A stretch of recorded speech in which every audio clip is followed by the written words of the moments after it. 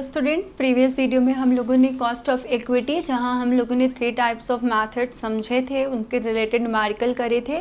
Today we are going to learn about cost of preference share. Cost of preference share क्या है ये? What is this? Preference shares हमारे creditors होते हैं. हमारी इक्विटी से पहले रिस्पॉन्सिबिलिटी होती है इन्हें डिविडेंड देने की. कंपनी यहाँ कैलकुलेट करना चाहती है कि जब प्रेफरेंस शेयर कैपिटल आ रही है कंपनी में, तो उसका बर्डन किसी ऑर्गेनाइजेशन पे, किसी फर्म पे, किसी इंडस्ट्री पे, किसी कॉरपोरेट पे कितना पड़ रहा है. तो हम इसे रिप्रेजेंट करेंगे केपी से. जिस तरीके से कॉस्ट ऑफ डेब्ट को हम केडी से रिप्रेजेंट करते थे, इक्विटी को केई से रिप्रेजेंट करते थे, here we are representing preference share by KP. Preference shareholder को क्या चाहिए? प्रेफरेंस डिविडेंड चाहिए. और किस वैल्यू पे चाहिए? जो वैल्यू आई होगी, जो अमाउंट आपको रिसीव हुआ होगा, उसी वैल्यू पे ही तो आप डिविडेंड देंगे. इससे बाहर तो आप जाके देंगे नहीं. प्रेफरेंस शेयर होल्डर को हम रिप्रेजेंट प्रेफरेंस शेयर होल्डर को क्या चाहिए? They need preference dividend. और जो अमाउंट रिसीव हुआ या जो टोटल आपकी नेट प्रोसीड आई है, इसे आप यहाँ मेंशन कर देंगे. आपको कॉस्ट ऑफ प्रेफरेंस शेयर मिल जाएगा.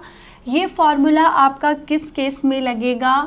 जब योर प्रेफरेंस शेयर्स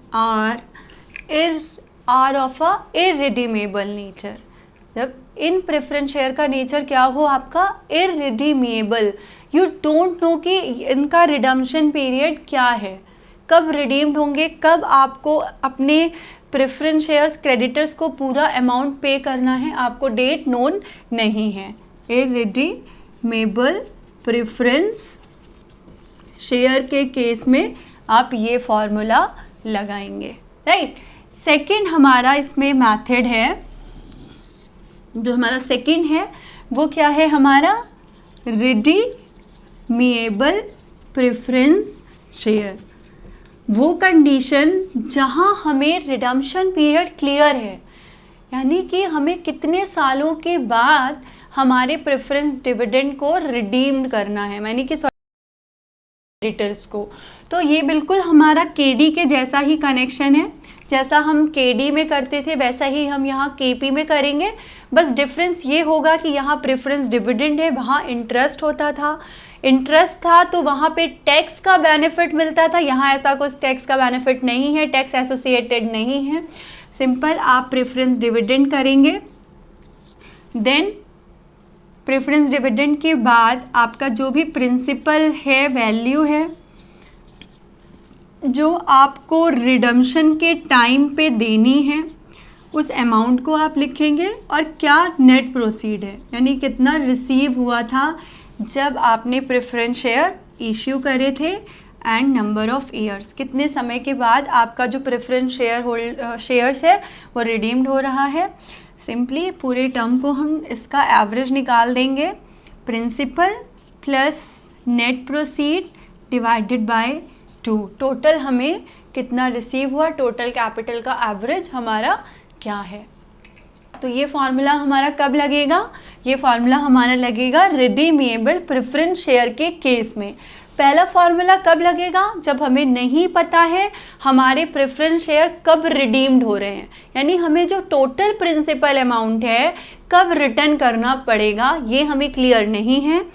जब हमें पता है कि 10 साल बाद, 8 साल बाद, 12 साल बाद कब हमें principal amount preference shareholder के केस में रिटर्न.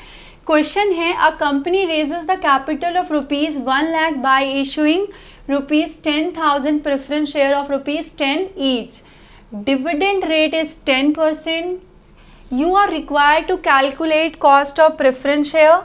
आपको 2 कंडीशन दी हुई हैं. इन दोनों कंडीशन में you have to calculate individually. First at premium and second one is at discount. When preference share issued at 10% premium, then what is your cost of preference share? Second one is when preference shares are issued at a 10% discount, then in this condition what is the cost of preference share? तो first हम calculate करेंगे when preference shares issued at 10% premium, तब क्या होगा। इसके लिए हम पहले कैटेगराइज कर लेते हैं चीज़ें जो हमारे फॉर्मूले में रिक्वायर्ड होंगी। एक तो हमें पता होना चाहिए हमारा प्रेफरेंस डिविडेंड क्या होगा, दूसरा हमें पता होना चाहिए कि नेट प्रोसीड क्या होगा, जो कि हमारा फॉर्मूला था इसका KP equates preference dividend divided by NP। NP is your net proceed. तो फर्स्ट कंडीशन में हम हमारा प्रेफरेंस डिविडेंड निकालेंगे। प्रेफरेंस डिविडेंड का रेट बच्चों क्वेश्चन में गिवन है आपका 10%, और डिविडेंड जो कंपनी कैपिटल रेस कर रही है वो कर रही है 1 lakh rupees.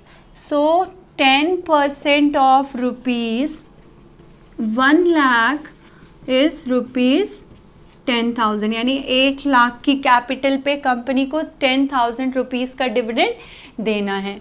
Second, net proceed हमारा क्या होगा, 10% प्रीमियम पे 1 लाख रुपीज़ का अमाउंट आया है, तो 10% ऑफ 1 लाख ये है आपकी प्रीमियम वैल्यू, ये हो जाएगी 10,000 प्लस 1 लाख, ये टोटल अमाउंट हो जाएगा 1,10,000। आपको दोनों ही वैल्यू आपके फॉर्मूले के लिए मिल चुकी है। PD आपने कैलकुलेट किया है 10,000, NP आपने कैलकुलेट किया है 1,10,000 इंटू 100। जब आप इस इक्वेशन को कैलकुलेट करेंगे आपका आंसर आएगा 9.09%, यानी कि प्रेफरेंस शेयर 1 लाख की कंडीशन में, और वो भी तब जब प्रीमियम पे इश्यू हो रहा है, तब इसकी कॉस्ट एक कंपनी के ऊपर क्या आ रही है, 9.09% आ रही है। सेकंड हमारा जो था बोल रहा है क्वेश्चन कि आप बताइए जब प्रेफरेंस शेयर इश्यू हो रहे हैं 10% डिस्काउंट पे, तब हमारी कॉस्ट ऑफ प्रेफरेंस शेयर क्या आएगी। तो बच्चों हमें डिविडेंड पता है, PD हमारा सेम ही रहेगा। अगर डिस्काउंट पे हमारा 1 लाख रुपीज़ कंपनी में आया है, तो सिंपली हमारा जो नेट प्रोसीड है, अगर हमने 10,000 रुपीज़ प्रीमियम में ऐड किया, तो डिस्काउंट कर रहे हैं तो हमारा डिडक्ट ही होगा 10,000, तो वैल्यू हमारी हो जाएगी क्या, 90,000। ये क्लियर ही होगा, 1 लाख माइनस 10,000, ये 10,000 आपका डिस्काउंट है, 10% ऑफ 1 लाख रुपीज़, NP आपको 90,000 मिल चुका है। सेकंड कंडीशन में भी जब आप कैलकुलेट करेंगे और वैल्यूज पुट करेंगे, तो आपका आंसर क्या आएगा, आपका आंसर आना चाहिए कुछ 11.11% के आसपास। तो इसे कैलकुलेट करिए, सॉल्व करिए ज़्यादा से ज़्यादा इससे रिलेटेड क्वेश्चन को, ताकि आपको cost of preference share in case of irredeemable preference share समझ में आए। इररिडीमेबल प्रेफरेंस शेयर फिर से बता देती हूँ, वो शेयर्स होते हैं जिसका रिडम्पशन पीरियड क्लियर नहीं होता है। Just like a cost of डेब्ट, हमें नहीं पता होता कि हम प्रिंसिपल अमाउंट कितने सालों के बाद पूरा रिटर्न करेंगे। ये शेयर होल्डर आपकी कंपनी में लंबे समय तक रहते हैं, जिन्हें केवल डिविडेंड से मतलब होता है। सेकेंड बच्चों हमारा था रिडीमेबल प्रेफरेंस शेयर्स। जब हमें ये पता है कि हमारे प्रेफरेंस शेयर्स कब रिडीम्ड हो रहे हैं, उस कंडीशन में हम क्या करेंगे, व्हेन वी नो कि भाई पता है कि 10 साल या 12 साल या 8 साल में हमें पूरा पैसा लौटाना है, तो इसका फॉर्मूला बिल्कुल हमारा किसके जैसे है, कॉस्ट ऑफ डेब्ट के जैसे है। तो हम इसका लिख लेते हैं एक बार, ये है हमारे redeemable preference shares.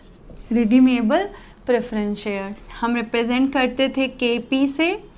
Preference share holders को चाहिए प्रेफरेंस डिविडेंड, प्रिंसिपल अमाउंट के ऊपर हमें उन्हें रिटर्न करना है, और किस अमाउंट पे, जो वैल्यू हमने रिसीव करी होगी, नंबर ऑफ ईयर्स, कितने सालों के बाद पूरा पैसा रिटर्न किया जाएगा, और एवरेज क्या है पूरी कैपिटल का।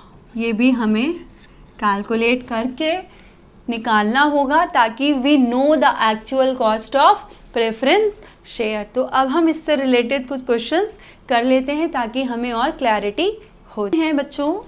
A company 10% redeemable preference share of ₹1 lakh redeemable at the end of 10 years. The underwriting cost is about 2%. Calculate cost of preference shares. हमारी जो कंपनी के प्रेफरेंस शेयर है उसकी वैल्यू क्या है? 1 लाख रुपीज़। प्रेफरेंस डिविडेंड का rate क्या है? 10%। रिडम्पशन पीरियड क्या है? 10 ईयर्स। अंडर राइटिंग कॉस्ट क्या है? 2%। Under writing cost, any other issue expenses, ये सारा ही क्या है? हमारा नेट प्रोसीड से डिडक्ट होता है। ये मैंने आपको पहले भी क्लियर किया हुआ है। तो पहले हम क्या फॉर्मूला आपके सामने है, हमें पता है, हम बेसिक छोटा छोटा सा कैलकुलेट कर लेते हैं, पहले निकाल लेते हैं कि हमारा डिविडेंड यानी पीडी क्या होगा। पीडी के लिए 10% ऑफ ₹1 लाख हम करेंगे, वी नो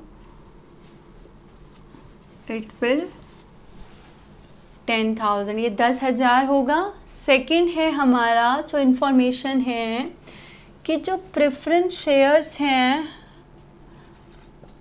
उसकी वैल्यू है 1 लाख, जिस पे अंडर राइटिंग कॉस्ट है 2%, यानी कि 2,000 लेस करने के बाद ये है 98,000। इसे हम सही टर्म में बोलेंगे तो ये कहलाता है नेट प्रोसीड। इसे हम नेट प्रोसीड के नाम से कहते हैं। पीडी क्लियर है, नेट प्रोसीड क्लियर है, हमें हमारा एन भी क्लियर है जो है 10 ईयर्स क्लियर। प्रिंसिपल अमाउंट भी हमें क्लियर है जो हम क्रेडिटर को देंगे 1 lakh to be paid to the creditors, ये अमाउंट हम पे करेंगे। तो बस सारी वैल्यूज़ आ गई हैं, हमें इन वैल्यूज़ को हमारे फार्मूला में पुट कर देना है। प्रेफरेंस डिविडेंड बच्चों हमने कैलकुलेट किया था 10,000। प्रिंसिपल अमाउंट हम जो रिटर्न करेंगे वो है 1 लाख रुपीज़। नेट प्रोसीड हमने फ्लोटेशन कॉस्ट को डिडक्ट करने के बाद कैलकुलेट किया था जो थी हमारी 98,000। एंड टाइम पीरियड था 10 ईयर्स, 10 साल में ये प्रेफरेंस शेयर रिडीम्ड हो रहे हैं। हमें एवरेज कैलकुलेट करना था। पी था हमारा 1 लाख, नेट प्रोसीड है हमारा 98,000, जिसे हम डिवाइड कर देंगे 2 से। इसे कैलकुलेट करिए और मुझे इसका आंसर बताइए। इसका आंसर क्या होगा? कमेंट सेक्शन में सभी लोग मेंशन करेंगे मुझे इस क्वेश्चन का आंसर। तब तक के लिए बाय बाय, टेक केयर, जाए।